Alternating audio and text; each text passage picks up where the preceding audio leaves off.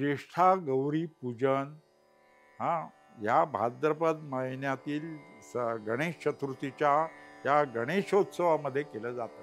ज्येष्ठा गौरी याला काही लोक महालक्ष्मी म्हणतात। अर्थात इथे लक्षात घ्या, ज्येष्ठा गौरी म्हणजे पार्वती। आणि आपल्याला माहिती असेल ही महालक्ष्मी सुद्धा पूर्वी त्याला म्हणत होते। आणि महालक्ष्मी म्हणजे कोलालसूर राक्षसाचा वध केला ती महालक्ष्मी, ती पार्वती, निर्मिती शक्ती, आदिशक्ती असं तिचं वर्णन करता येईल। ही गौरी आवाहन असं पंचांग दिनदर्शिकेत लिहिलेलं असतं।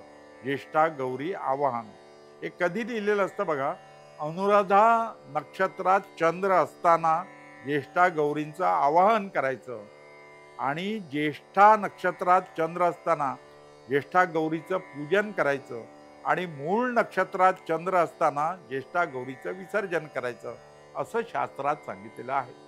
म्हणजे माता पार्वती या गणपतीच्या उत्सवामध्ये येते आणि तिचं स्वागत केलं जातं, पूजन केलं जातं। आता इथे काय बघा, या वर्षी 31 ऑगस्टला रविवारी संध्याकाळी 5:25 चंद्र अनुराधा नक्षत्रात आहे। तर त्या दिवशी गौरी आवाहन करायचं आहे। 31 ऑगस्ट रविवारी संध्याकाळी 5:25 ज्येष्ठा गौरी आवाहन हे करायचं आहे। आता काही ठिकाणी तेरड्याच्या ज्येष्ठा गौरी आणल्या जातात। तेरडा ही वनस्पती विशेषतः कोकणामध्ये जास्त आहे आणि ती ज्येष्ठा गौरी म्हणून आणली जाते, वनस्पती तेरडा। काही ठिकाणी खड्याच्या गौरी आणल्या जातात, खडे आणतात। आणि काही ठिकाणी मुखवट्याच्या गौरी आणल्या जातात, काही ठिकाणी मूर्ती असतात गौरीच्या अशा आणल्या जातात। एक गोष्ट लक्षात घ्या, तुमची परंपरा घराण्याप्रमाणे हे केलं जातं। खड्याच्या गौरी, तेरड्याच्या गौरी किंवा मुखवट्याच्या गौरी किंवा मूर्तीच्या रूपात गौरी, एकटी गौर नसते। पार्वतीचं हेच विशेष आहे की ती सख्या बरोबर असतात, मैत्रिणी बरोबर असतात। एक नसते, काही ठिकाणी 2, काही ठिकाणी 3 अशा मूर्ती असतात। अर्थात ते खडे आणताना सुद्धा, खड्याच्या गौरी आणताना सुद्धा एक आणत नाहीत पार्वतीची, सख्या अंबिका म्हणजे असं म्हणतात ते सख्या मैत्रिणींबरोबर आहे।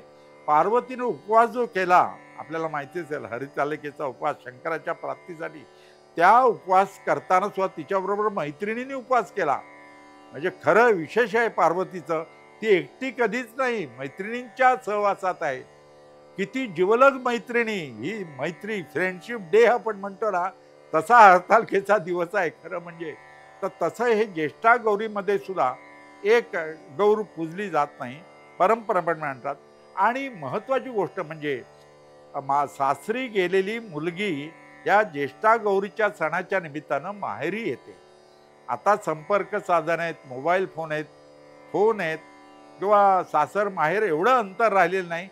त्या काळामध्ये सासरी गेलेली मुलगी वाट बघत असते, ज्येष्ठा गौरीचा सण कधी आहे आणि माझे बाबा मला आणायला येतील, आणि लगेच ती त्या ज्येष्ठा गौरीच्या सणाच्या निमित्तानं माहेर येते। आणि तिची आई जी असते, ती आई आपल्या लेकीचं, माहेरी आलेल्या लेकीचं कोड कौतुक करते, तिला जे आवडतात ते पदार्थ त्यावेळी करते। मग काही लोक पुरण करतात, काही ठिकाणी ज्येष्ठा गौरीला 16 प्रकारचे नैवेद्य, 16 प्रकारच्या भाज्यांचे नैवेद्य दाखवले जातात, काही ठिकाणी 64 भाज्यांचे नैवेद्य दाखवले जातात। हे परंपरेप्रमाणे आहे। मूळ हेतू आहे, आपल्या लेकीला, आपल्या कन्येला जे आवडतं ते या ज्येष्ठा गौरीला प्रसाद अर्पण केला जातो, नैवेद्य अर्पण केला जातो, हे विशेष आहे। आणि हा ज्येष्ठा गौरीच्या गौर आली ग सोन पावली, तिची गाणी सुद्धा इतकी चांगली आहेत ना की ती गीतं गायली जातात। हा महिलांचा उत्सव असतो ज्येष्ठा गौर। अनुराधा नक्षत्रावरती आगमन होतं, ज्येष्ठा नक्षत्रावरती पूजन होतं आणि मूळ नक्षत्रावरती ज्येष्ठा गौरीचं विसर्जन होतं। तेव्हा 2 सप्टेंबरला विसर्जन ज्येष्ठा गौरीचं आहे। अर्थात परंपरेप्रमाणे हा उत्सव साजरा केला जातो। पण माहेरी आलेल्या कन्येला हा एक आनंदोत्सव असतो आणि महिलांचा हा उत्सव आहे, म्हणून ज्येष्ठा गौरीचं थोडं कौतुक त्यावेळी केलं जातं।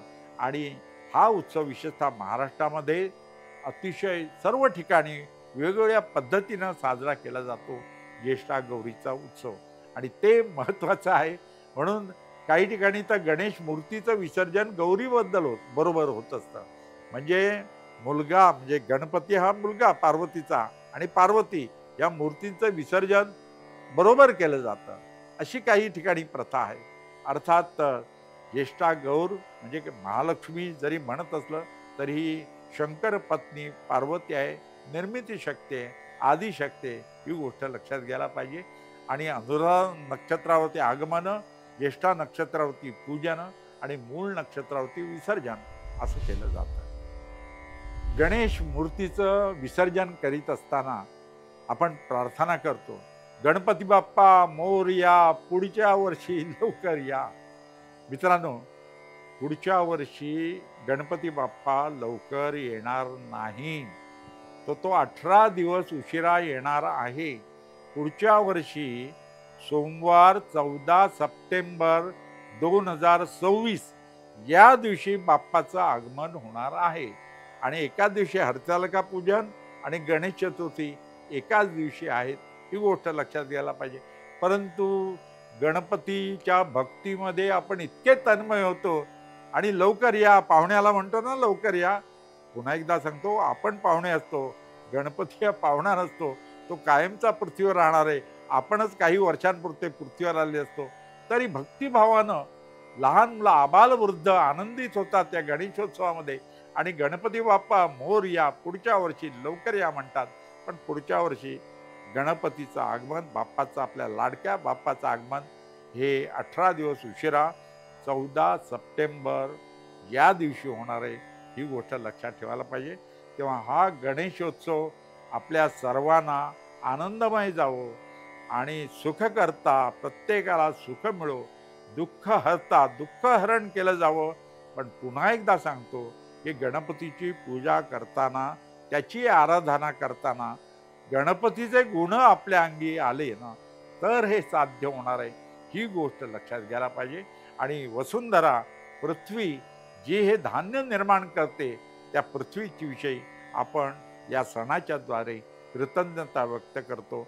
म्हणून पार्थिव गणेश पूजन साहित्य आहे. तर म्हणूया, गणपती बाप्पा मोरया, पुढच्या वर्षी लवकर या, ही भावना आपण ठेवूया. नमस्कार.